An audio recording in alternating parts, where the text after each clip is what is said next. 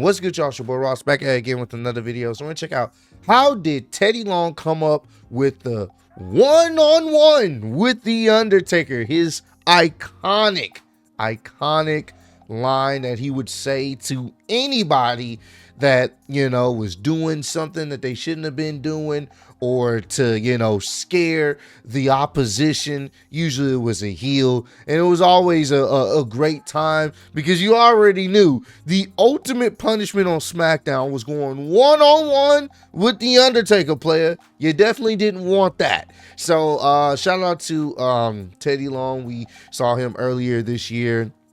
I think it was at Reality of Wrestling. Shout out to them for inviting us. We met him, and he said the iconic line, "You're gonna be going one-on-one with the Undertaker." So I want to know exactly how he came up with this iconic saying. Like I said, anytime he said this to a heel, they were like, "No, not the Undertaker." It was like he was the ultimate punishment for if he did anything bad on SmackDown. So we're gonna check this out.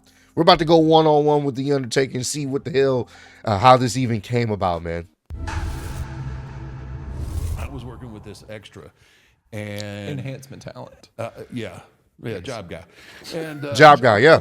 That's what they used to be jobbers, right? That's what they said. Yeah, that's what it was back in the day. No, they're supposed to their enhancement talent. Now I'm gonna get hate because I didn't use enhancement talent. Yeah. I was a jobber. I got jobbed out by the Road Warriors. Anyway, this guy, he was awful, and he was nervous. And back then, we were doing like 3-4 weeks of TV in a row, and then we go and then we toured. I mean, we were on the road all the time, so all the matches on TV were enhancement matches. Mm-hmm. It was just getting your move set in, killing somebody, and then going, right. So I've got this kid, a local kid. Looks like about 260 pounds, chewed bubble gum, non-athletic, and he's nervous. And I'm trying to... Of course, I mean, you're going in the ring one-on-one with the Undertaker, so it's understandable to be a little bit nervous, especially going one-on-one with the Undertaker himself. I'd be nervous too if I'm a local guy, you know, trying to make a name for myself, and I'm about to be on national television going one-on-one. You got to say it like that for this particular video. I'm trying to get this character over as this killer, and this guy is screwed up. Well, like, he screws up one move after another move after another move. I was young. I was a little immature. This is young Undertaker at I this roughed him point. up a little bit. Doesn't sound like you at all. Shut up, Matt. You learned that in the old school. It's old school, right? Now you don't do. I mean, I've evolved. I've I'm a learned. different man now. Of course. But then it's just, that's the way it happened to me. It's just kind of, that's the way it was. It's just the way it was. Exactly good, bad, or indifferent. And that's the thing. The wrestling business was like a fraternity. Like, everybody has gone through the process. They've gone through the hazing process, where if you messed up, you didn't know what you was doing, a lot of times the veteran, they were gonna have a little bit more liberties with you. They were gonna have a little bit more fun with you. They may even rough you up, but it's all part of the learning experience to get the knowledge and to get that, just to get some reps under your belt, you know. So it was a different time. Obviously they couldn't do that now, because somebody would go to some type of podcast and talk about their horrible time as a new wrestler in the business, you know. But back then, that's just what it was. So It's just the way it was. I roughed this kid up a little bit, right? I come back through the curtain, and I'm huffing and puffing, and I'm cussing, right? And I'm back in gorilla position, and Vince is up again. Vince is standing up. And he grabs me. We walk. He actually didn't light me up right there in front of everybody. He grabbed me and took me through the curtain. And he said, "You feel good about yourself?" And it was just like, quiet. "Well, do you feel good about yourself?" "No, what do you, like, you just embarrassed yourself. You embarrassed that kid. You embarrassed," and just, he starts going off on me. Like, That is not Damn. who we are. That's not what we do here. And I'm young and I'm fired up. This kid, I felt like this kid made me look bad. So I'm trying to defend myself. And now we're in this argument. And then, dude, he hit another gear on me.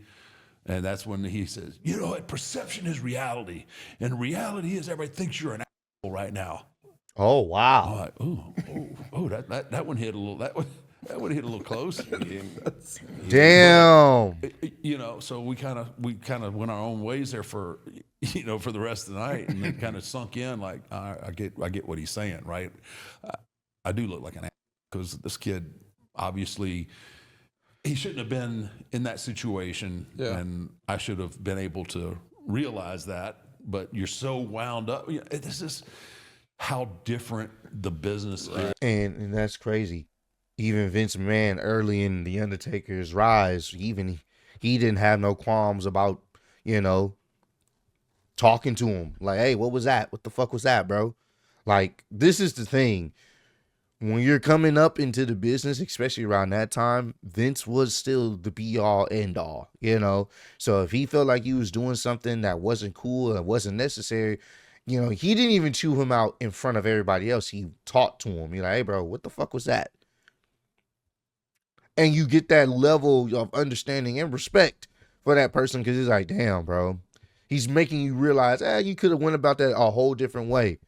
Granted, it's funny that it's coming from Vince, but that's how much he cared about certain people. Now, other people probably would just let them go on the spot or sent them to catering hell, catering purgatory.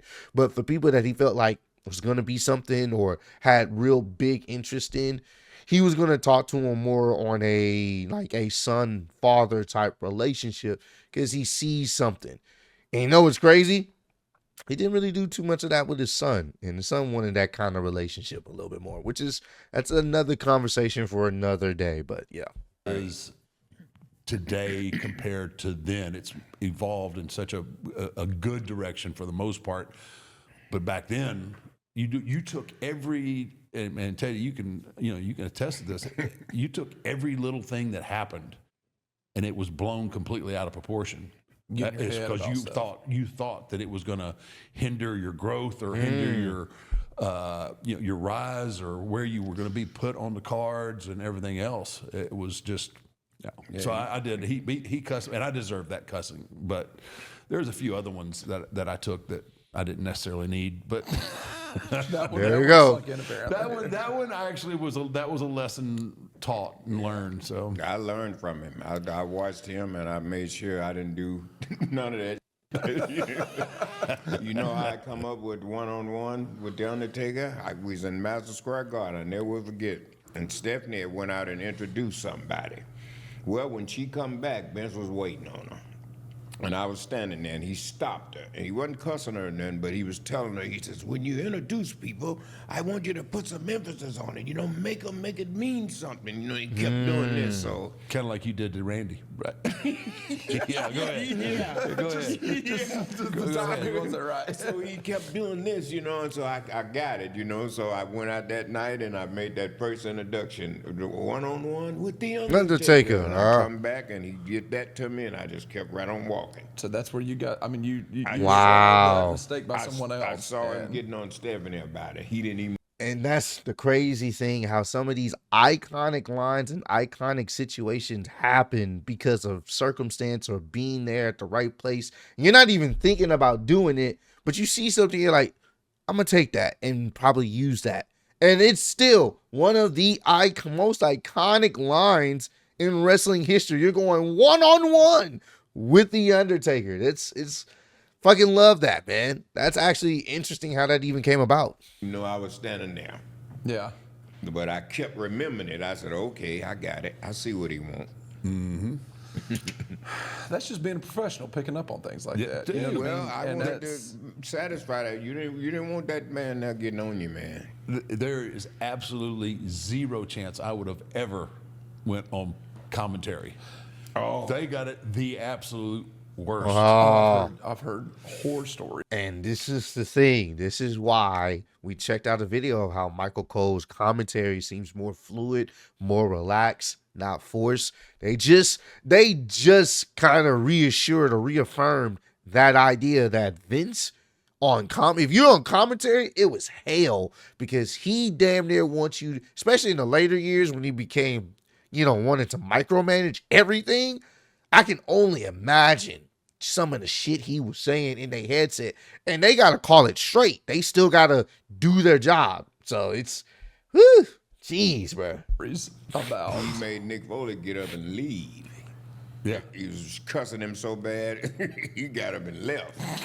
And the funny thing is, though, and what people don't realize, like there were two really good places to watch the show from.